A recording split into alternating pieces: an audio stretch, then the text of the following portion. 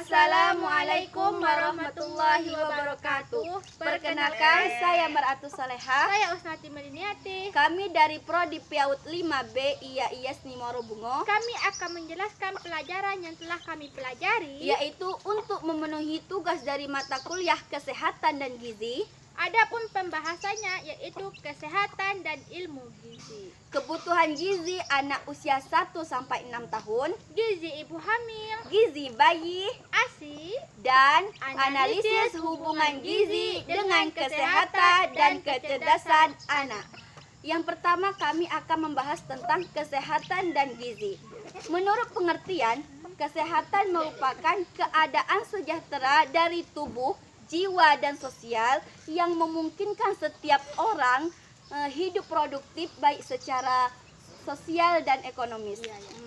Kesehatan berasal dari kata sehat, yang mana artinya terbebas dari segala penyakit, baik itu dari gangguan fisik maupun psikis. Kemudian pengertian daripada gizi. Gizi atau nutrisi ini merupakan substansi organik yang berupa zat-zat pada makanan untuk pertumbuhan tubuh. Jadi gizi atau nutrisi ini sangat dibutuhkan oleh organisme untuk proses pertumbuhan dan kesehatan. Selain gizi yang dibutuhkan oleh kesehatan, ternyata kesehatan ini juga dibutuhkan oleh kecerdasan.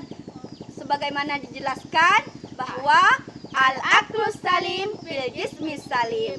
Akal yang sehat terdapat pada tubuh yang sehat.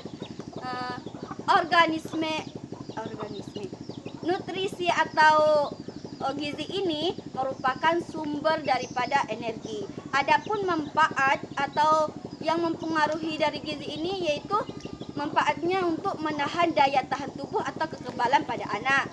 Dan pengaruhnya yaitu dapat mempengaruhi dari kesehatan tadi dan juga mempengaruhi pertumbuhan kognitif daripada anak. Kemudian kami akan membahas tentang kebutuhan apa saja yang dibutuhi oleh anak usia 1-6 tahun. Dalam memenuhi atau memilih makanan yang baik untuk gizi anak, kita harus memperhatikan di dalam makanan tersebut 3J. Yang pertama jumlah, jenis, yang kedua jumlah, dan yang ketiga itu ada jadwal. Yang menurut jenis yang dibutuhkan oleh gizi anak itu yang pertama ada pokok dari makanan atau makanan pokok yang berfungsi sebagai sumber energi dan dapat mengenyangkan. Yang kedua itu ada lauk pauk hewani dan nabati berfungsi sebagai pertahanan antibodi dan kekebalan tubuh.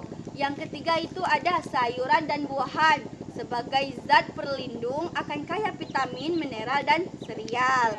Dan keempat itu ada susu. Susu ini berfungsi sebagai zat akan kaya protein dan kalsium untuk membantu pertumbuhan gigi dan tulang pada anak.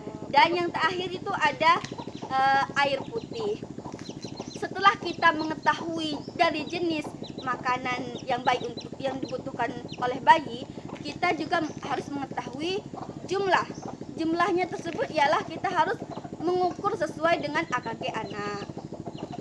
Kemudian ada jadwal dari makanan. Kita sebagai calon ibu atau yang sudah menjadi ibu, kita harus memberi jadwal yang baik untuk si anak dengan memberi 3 kali makanan utama dan 2 kali atau sampai 3 kali makanan snack. Dan jangan lupa kita harus memberi kesempatan lapar kepada bayi agar pencernaan berjalan dengan baik. Kemudian energi yang dibutuhkan oleh bayi. Tentu saja energi yang dibutuhkan bayi berbeda-beda tergantung dengan usianya. Usia 1-3 tahun memerlukan 1000 energi dan usia 4-6 tahun membutuhkan 1550 dari energi. Akan dijelaskan oleh saudara kami, Meli. Baiklah, bukan hanya saja si bayi saja yang mempunyai gizi, tetapi ibu hamil juga butuh gizi, di mana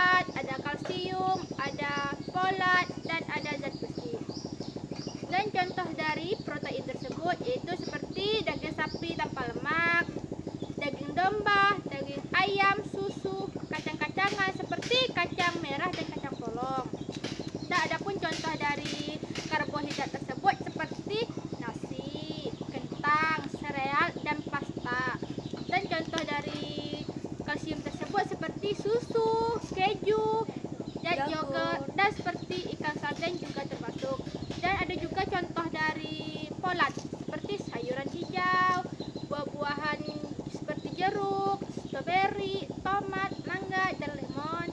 Dan contoh dari zat besi tersebut seperti roti, selada, bayam, dan biji-bijian. Dan adapun kebutuhan yang harus dipenuhi oleh ibu hamil itu ada vitamin A, vitamin C, dan ada juga vitamin B6, B12, dan vitamin D. Dan ada juga tips untuk ibu hamil, yaitu ibu hamil harus selalu makan atau sarapan pagi setiap hari dan selalu berolahraga. Tetapi olahraganya itu jangan terlalu berat ataupun mengangkat besi yang berat-berat gitu. Jadi ibu hamil itu harus menyeimbangkan atau menyesuaikan olahraganya tersebut. Kan itu kan ada olahraga untuk ibu hamil. Jadi lakukanlah olahraga tersebut supaya kandungan ibu hamil itu sehat. Dan adapun ibu hamilnya itu harus menghindari makanan-makanan yang pedas, terus makanan yang berlemak, Ya, kemudian minuman bersoda, dan beralkohol. ya, dan ibu yang sedang hamil harus menghindari makanan atau ikan yang mengandung merkuri yang tinggi. Ya. Adapun penjelasan selanjutnya itu kami akan menjelaskan tentang ASI. gizi pada bayi, Ya, gizi betul. bayi. Tadi telah kami jelaskan bahwasanya gizi merupakan asupan yang paling dibutuhkan oleh tubuh bayi. Iya. Sama-sama kita ketahui bahwa gizi yang paling baik untuk bayi yaitu ASI atau bisa disebut dengan Air susu ibu. langsung air susu. ASI yaitu pernah terlintas nggak di otak kita apa itu ASI? Pasti pernah ya. Jadi ASI itu adalah air susu ibu. Ya. Yaitu suatu emulsi dalam larutan protein, laktosa, dan garam-garam organik yang disekresikan oleh kedua belah kelenjar payudara ibu pasca ibu tersebut melahirkan. Dan ASI tersebut juga berguna untuk makanan si bayi. Jadi itulah yang dinamakan ASI. Dan ada pun manfaat dari ASI yaitu untuk menghindari daripada alergi. Ya. Ya, kemudian untuk meningkatkan daya penglihatan dan kepandaian berbicara. Kemudian untuk menghindari dari risiko penyakit diabetes. Kemudian untuk membantu pertumbuhan rahang dengan baik. Kemudian yang terakhir bisa untuk membantu pertumbuhan motorik pada anak. Mungkin itulah yang dapat sampaikan lihat tadi, dan saya akan menyampaikan tentang analisis hubungan gizi dengan kesehatan dan kecerdasan anak. Yaitu pentingnya gizi baik dari apabila tubuh memperoleh cukup zat-zat gizi yang digunakan secara efisien yang memungkinkan pertumbuhan fisik dan perkembangan otak. Dan apabila bayi dan balita mempunyai kekurangan asupan, kenapa tuh? itu akan mengakibatkan atau terganggunya perkembangan fisik baik secara mental ataupun spiritual. Jadi itulah bayi dan balita itu harus mempunyai asupan yang cukup supaya tidak terganggunya itu tadi ada perkembangan fisiknya tadi, tidak terganggunya perkembangan fisiknya tadi, dan juga baik secara fisik, mental, dan spiritual. Mungkin hanya inilah yang dapat kami sampaikan. Kalau ada yang salah kami mohon maaf. Kami akhiri dengan Wabillahi taufiq wal hidayah. Wassalamualaikum warahmatullahi wabarakatuh.